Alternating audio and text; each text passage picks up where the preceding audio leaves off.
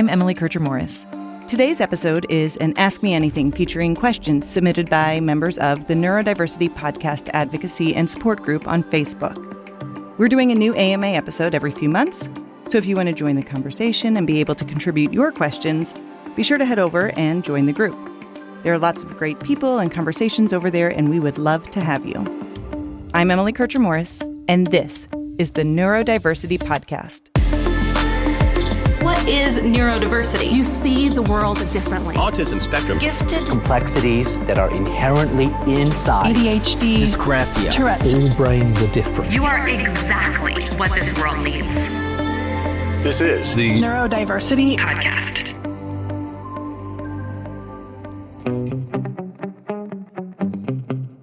There were lots of questions that were asked, so I've tried to find questions that were asked by multiple people and followed certain themes, but I'm hoping to circle back to the questions we haven't had a chance to answer and record some short videos to post online answering those in the coming weeks too. All right, so let's dig right into the questions. So Kristen asks our first question. She says, sometimes a podcast so perfectly explains something, and she wonders if listening to it again with her child would be beneficial versus just adopting or appreciating that perspective or insight. So I know quite a few families who do listen to certain episodes of the podcast with their kids. It can offer opportunities to have a really great and insightful conversation because the topics that we discuss on the podcast might be things that your child can relate to, but they may not have ever really been able to put those experiences into words. It's also great at externalizing some of the advice that we as parents give, because hearing somebody else share ideas, even if they're the same ideas that you would tell them, can be more meaningful. It can really open the door to a lot of great conversations, so even though our primary audience isn't always directed at younger listeners, I would definitely think that there are a lot of episodes that would be really relevant for young neurodivergent people to listen to with their parents or teachers. I would love to hear if there are some episodes that you've had some great success with on this. So be sure to jump on over to our Facebook group and share about those so that others can find them as well. Courtney asked about doing an episode on processing speed and looking for some suggestions on how to support processing speed issues. Amanda also echoed this question as well. The good news, Courtney, is that we have done an episode on processing speed with the amazing Dr. Ellen Broughton. Dr. Broughton is the author of the book Bright Kids Who Can't Keep Up, and it is an excellent resource for understanding processing speed and developing ideas on how to support kids who struggle with processing speed. This is a really common area of difficulty for a lot of neurodivergent individuals. They have these really deep, complex thought patterns and processes, but when they try to do something quickly or they have a lot of pressure, it can be really difficult for them to produce whatever that might be. This could be seen in a conversation where they just need a lot of time to think before they respond. And so something we can do here is really just work to make sure that we are giving that space for those responses and not jumping in and offering our own suggestions. Or I see this a lot related to writing, especially when the writing task is something that is pretty ambiguous and there's not a clear right or wrong answer. Dr. Broughton talks about how individuals with slower processing tend to do almost everything a little bit more slowly, from getting ready in the morning to eating their meals and so on. So what do we do with that information? There's often a question about whether or not there's a way to increase processing speed. And according to Dr. Broughton, it really is difficult to speed up that processing for people who are just those deep, deep thinkers. Although there are certain types of apps or programs that say they increase processing speed, really what the research shows is that they may increase processing speed on those specific tasks, but the processing speed skill overall is not necessarily generalized to other areas. One thing that can help is when a task becomes more routine or comfortable or familiar, it can become a little more automatic, and that might help speed up the part of it that was requiring some decision-making. So what we're left with are opportunities for accommodations and other types of support. Obviously, one of the most common supports for processing speed in the academic setting is extended time on tasks, whether that means going to an alternative setting or just having extra time built in. The converse of this is to shorten assignments. Depending on what it is or how the work is structured, this might be a viable alternative. And we are so lucky to live in a time where there are so many various tools and technology that can help with processing speed. Speech to text is a great tool for those people who struggle to get their thoughts out of their head and onto paper. We can break down tasks into smaller pieces and help make them more manageable and can support those processing difficulties in that way. We can also offer instructions both in verbal and written form so that it kind of helps to just structure that task. But ultimately, finding environments that don't require that type of pressure is really important for individuals who process information more deeply, which often equates to slowly. Ultimately, as young neurodivergent people get older, they will have more control over the environments and situations that they enter, and there are opportunities that not only offer plenty of time for processing, but that ability to think about things in that way can actually be an asset. Our next question comes from Kara. She writes this: My 8-year-old autistic ADHD son struggles with low self-esteem. If I ever correct him or ask him not to do something, he has a negative response. She's also curious about whether or not this is attention-seeking behavior and what might be done to support it. I'm cautious about characterizing things as attention-seeking because that indicates a level of intentional manipulation, which I think is not generally what kids are trying to do. If your son is verbalizing these thoughts, it means that the thoughts are in his head, and he probably is experiencing these automatic negative thoughts about himself. Maybe when he says them out loud, he really is looking for some attention or reassurance, but my thought is if that's what he needs in that moment, it's probably okay to play into that to some level. This is a really good example of where co-regulation comes into play. Your son is having a hard time reframing those negative or unhelpful thoughts, and so you can take that opportunity to try to give him different words that he can use. This is how he will eventually learn to self-regulate. We have to walk alongside him in these moments and show him how to use the tools that might help in the situation. I really like to stay away from quote-unquote positive thinking because too many of our neurodivergent young people easily dismiss that as fake or inauthentic. It's much better to look at these and to try to figure out the realistic reframe. So what do I mean when I say a realistic reframe? A realistic reframe is taking that negative thought, say for example, I'm the worst kid ever and I'll never be able to do anything, to a more realistic view that recognizes the difficulty and acknowledges it, but then also recognizes that there might be areas where one can influence or change the situation. I'm the worst kid ever becomes I'm having a really hard time right now with this and I'm feeling frustrated, but I'm going to take a few deep breaths and then reevaluate. This is a tool that aligns closely with ACT, or acceptance and commitment therapy, which means that you accept the uncomfortable emotions and then you commit to acting and doing something about it. Amanda submitted our next question, and she asked this: It's common for inattentive ADHD to be missed in childhood, and from personal experience, I know it's unbelievably difficult to be diagnosed with ADHD at an older age without records indicating ADHD behavior at grade or middle school age. Is it appropriate to ask teachers to document behavior they do see, even if you aren't currently pursuing a diagnosis? First of all, while you are correct that it can be difficult to get an adult ADHD diagnosis without those records in place, many clinicians, especially those who are neurodiversity affirming, are looking for other ways to identify ADHD without necessarily having those particular records.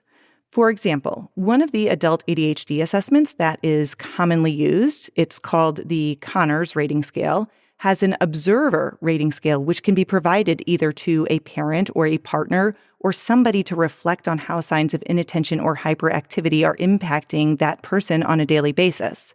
This can often be a valid tool and might be a substitute if those records from childhood are unavailable.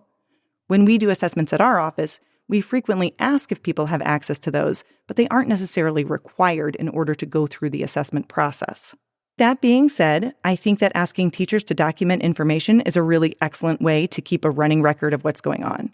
Kids' report cards often include evaluations based on social or emotional skills, And you might see some of that evidence there, and you can hang on to those for future reference. You should check out some of my elementary school report cards. I don't think I ever had a single quarter where I didn't have a needs improvement mark on uses time wisely. But nonetheless, whether it's an email to the teacher or some other documentation that you can collect, it's all historical data that can be useful whether someone goes through an assessment when they're just a little bit older or they wait until they're an adult. Don't hesitate to send an email and ask specific questions about a teacher's observations so you can keep those for your records as well. Teachers are there to help, but sometimes they don't know how they can help or what you need, but you shouldn't hesitate to ask. A few folks were asking about the overlap and differences between cognitive giftedness and autism and the challenges related to getting an accurate assessment. This really is tricky for a variety of reasons. And before I get into the similarities and differences between the two diagnoses, I just really want to point out the fact that those of us involved in the gifted education community have often dismissed the possibility that gifted individuals are also autistic. It's easy to take the characteristics of autism, assign them to giftedness, and then just say, oh, they're just gifted quirky. There's a stigma surrounding autism, and we still need to work on dismantling that. So what are some of the things that are the same? First of all, both autistic and gifted individuals might have very intense areas of focus and interest. It can be hard to tell the difference whether an area of passion is what the DSM calls abnormal in intensity. For example, a gifted kid who is extremely passionate and interested in math may appear abnormal. I mean that in a good way. But that doesn't necessarily mean that it is related to autism. This can also be really difficult to tease out when we're looking at autistic girls, because their special interests tend to be more aligned with what is considered socially acceptable. So if a middle school girl is really into the same thing that all the other middle school girls are into, it can be tricky to determine if that's an autistic trait or not. One thing to consider here is whether or not there are also other interests. This is not a confirmation or a ruling out of either autism or giftedness, but sometimes I see that autistic individuals may really have only a single special interest to the exclusion of all other things, and you might not typically see that to that extent in a gifted individual. Both gifted and autistic individuals can exhibit sensory sensitivities. This is well-researched, and in a meta-analysis by Anne Rinn in her book Social, Emotional, and Psychosocial Development of Gifted and Talented Individuals, she shows that gifted people do show mild to moderate increased sensitivity to sensory stimuli. This is one of those things that needs to be considered as a both-and situation, because if somebody is experiencing dysregulation on a regular basis due to sensory sensitivities, we do not want to explain that away as just a gifted trait. It could be giftedness and autism or another sensory processing diagnosis. Both gifted and autistic people can have very high cognitive abilities and really excel with pattern recognition and memory. One of the most interesting statistics that I like to share related to autism and intelligence is that of people who are identified as autistic, they are 1.5 times more likely than the general population also to have intelligence in the superior range. I find this fascinating, and what it means is that in a gifted education classroom, you're going to see more autistic students than you would in the general education classroom. So we really know that there are a lot of twice exceptional gifted autistic individuals out there. Another piece that can be the same for gifted and autistic individuals are the social challenges. And what I like to consider with these is what is the cause of the social and emotional challenges. For a gifted individual, the social challenge really is related to a mismatch in the environment where they are, say, in a classroom with students who they don't connect with because they're not with their like-minded peers and they have different interests and vocabularies, and all of that can be a barrier. For autistic individuals, those social difficulties tend to be more related to those differences in communication strategies that influence their social connections. One other little-known characteristic that autism and giftedness have in common is that many gifted and autistic individuals are hyperlexic. Hyperlexia is a term that refers to individuals who are extremely early readers. Because of some of the pattern recognition skills that are present in both gifted and autistic individuals, They can pick up on that ability to decode and sound out words at a very young age, often by not being taught and just kind of learning it on their own. Teasing out all of these differences and trying to figure out what's autism, what's giftedness, and what's both can be tricky, and it takes a skilled practitioner who understands the nuances of both of those diagnoses to do that. A lot of the autism assessments out there that are typically used were not normed on gifted populations. So what that means is that gifted individuals will score at subdiagnostic levels, which is frustrating because eventually often the difficulties that they're facing increase as the social expectations also increase. Giftedness can hide a lot of autistic traits, and many gifted autistic people are able to pick up on the social requirements to camouflage their differences because they have the cognitive ability to notice those things and adapt. Since we're talking about twice exceptionality, let's go on to Kelly's question now. She asked, what are your thoughts about giftedness and overexcitabilities versus ADHD and misdiagnoses? How can a parent know if testing is necessary? Because it seems like there's a fine line between the two. So Kelly asked one of the questions that tends to be one of the soapboxes that I like to stand on, which is the fact that the theory of overexcitabilities in gifted education really has caused some damage to many twice exceptional individuals. I'm open to the idea of overexcitabilities, but I think it's been misused and misinterpreted in many ways. I think the other thing to remember is that most of this is a both-and situation. For example, if a child has psychomotor overexcitability, which means that they're constantly moving, that could be because they're ADHD, and a psychomotor overexcitability isn't necessarily anything different than what hyperactivity is. It always comes down to what is the impact on a day-to-day basis and how much support somebody needs to see if it reaches a clinical level when we're assessing. As far as whether or not you should assess, I would suggest that if you're questioning it and your child needs some help and they aren't having their needs met, then I would definitely seek out an assessment to tease out exactly what's going on. Jenny has our next question, and she asks this. So I had this train of thought the other day about masking, and my question is how to help our children and ourselves know when to mask and when to unmask. So I've actually developed a strategy that encourages people to explore masking while recognizing the fact that we all mask in various situations, and that isn't inherently bad.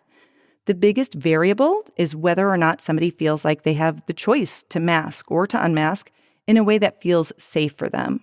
So the acronym that I came up with to help explore masking with my clients is TRUE, as in, are you being true to yourself?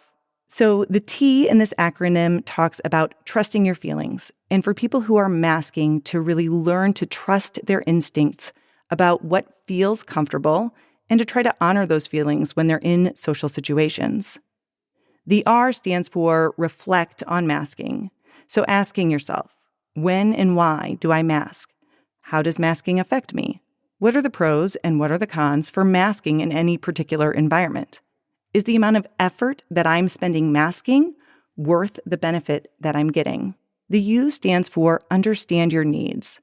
As you've reflected on this and trusted those instincts, you'll be able to determine how it impacts you. And you can use this self-understanding to advocate for yourself. And lastly, the E stands for experimenting with expression. So just try out different levels of self-expression in those safe spaces and communicate your needs with different people to figure out what boundaries feel good to you and what's authentic. So we've got T for trust your feelings, R for reflect on masking, U for understand your needs, and E for experiment with expression. This is a really personal decision, and everybody's going to have a different balance of what they can tolerate, and that's going to change just based on where they are emotionally in any particular situation, and all of that's okay. Again, the biggest piece of all of this is recognizing that there shouldn't be a requirement to mask, nor should somebody not understand why they're masking or feel like it's something that they just have to do. Vicky wants to ask about helping people who are autistic with a PDA profile to manage some of the basic chores and responsibilities around the house, and was wondering if I had any specific suggestions. So there are a few quick things that come to mind. The first is to recognize that autonomy is necessary for PDAers in almost all situations. So how do you integrate choice into a situation? That might mean choosing when or how to do a particular task or choosing which task to do. There's a lot of variables there that you can play around with to integrate that autonomy. Another thing is just to recognize that energy shifts and motivation changes, and all of that's okay. So what somebody can tolerate one day may not be something that they can tolerate the next day. I work with a lot of my clients to try to recognize how their own energy patterns shift and help them to follow that energy. If you're most motivated at certain times of the day, how do you leverage that to accomplish what you need to do? Depending on the age of the PDAer, one other huge thing is to integrate games and try to make it silly or fun so it doesn't feel like a demand. I know how tricky this is to manage because it is such a day-to-day process for PDAers. Our last question comes from Latanya, who's asking about this situation. I have a kiddo that I work with who has Tourette's. He's also diagnosed with ADHD, anxiety, and dyslexia. He recently has started smelling his fingers and then biting his knuckles. This behavior happens multiple times a day. His mom wants to know if it's Tourette's or OCD. He's 8 years old. Does it even matter if it's OCD or Tourette's? She just wants to help him reduce the behavior if possible, or should she just ignore it? Latanya, I think you hit the nail on the head when you asked whether or not it really matters. One of my questions would be to ask the child what he notices about this. If it's OCD, what we're really talking about are unwanted intrusive thoughts and behaviors that are required to get rid of those thoughts. Is he biting his knuckles because he has an intrusive thought that he deserves to be punished for something, and that's the action that he has to do to get rid of that thought? Or is it just something that has become a habit that might be meeting a sensory need? Tourette's is a little bit different because while it might be an unwanted action, it's very difficult to control and often comes on pretty suddenly. Some of the best ways to reduce some of those types of tics that you might see are to just work on reducing anxiety and making sure that somebody feels really supported and comfortable, because one of the biggest triggers for escalating those tics is increased anxiety or stress. Helping the child try to explore why he's doing those things is going to help you figure out how to support them. Perhaps you might want to try to find some substitutes for those behaviors, especially those that might be causing some self-injury, or they might be things that are best left alone, and he may eventually grow out of them. Thanks, everybody, for listening to this AMA episode of the Neurodiversity Podcast. Like I said, we had a ton of questions and there was no way to get to all of them, so stay tuned to our social media sites and we will try to respond to some of them before we get to our next quarterly AMA in July. I'm Emily Kircher-Morris. I'll see you next time on the Neurodiversity Podcast.